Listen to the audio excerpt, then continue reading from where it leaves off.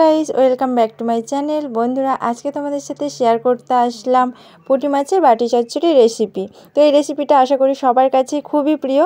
এই বর্ষার সময় পুঁটি মাছটা খুব বেশি পরিমাণে পাওয়া যায়, কারণ বিভিন্ন জায়গায় জল জমে গিয়েছে। তো সেইখান থেকেই মাছগুলো ধরে এনে বাজারে বিক্রি করছে। সেই মাছ দিয়েই আজকে তোমাদের সাথে দেখাবো পুঁটি মাছের বাটি চচ্চড়ি রেসিপি কীভাবে করতে হয় প্রথম থেকে শেষ পর্যন্ত। তো রেসিপিটা করার জন্য পেঁয়াজ নিয়ে নিয়েছি অনেকগুলো। এখানে পেঁয়াজের পরিমাণটা একটু বেশি রেখেছি, কারণ এর মধ্যে আলু বা অন্যান্য কোনো উপকরণ অ্যাড করব না তার জন্য।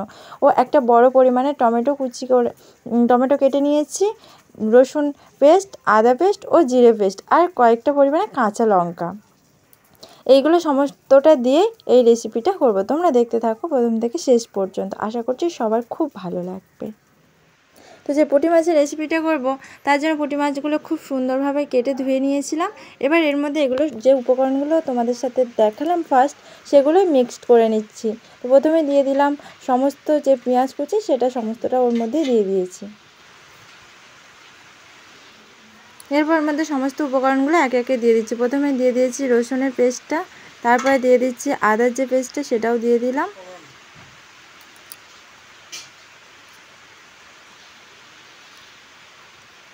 এরপরে দিয়ে দিচ্ছি জিরের পেস্টটা, তারপরে পরিমাণ মতন লবণ, খুব একটা বেশি নয়, পরিমাণ মতনই। তারপর পরিমাণ মতো হলুদের গুঁড়ো ও 1 চামচের একটু বেশি লঙ্কার গুঁড়ো।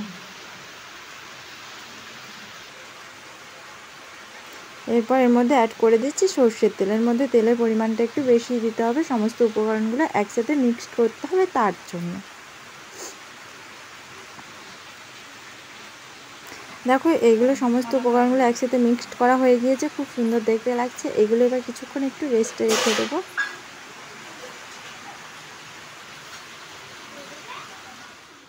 এরপর কড়াইটা গরম করতে দিয়েছিলাম, গ্যাসের ফ্লেমটা একদম লো টু মিডিয়ামে রেখে কড়াইটা গরম হয়ে গিয়েছে। যাওয়ার পরে ওর মধ্যে তেল দিয়ে দিয়েছি কিছুটা, তেলটা কড়ার চারিদিকে ছড়িয়ে দিলাম। এর মধ্যে এবার তেলের মধ্যে কাঁচা টমেটোটা দিয়ে দিচ্ছি, যে টমেটোটা কুচি করে রেখেছিলাম সেটা।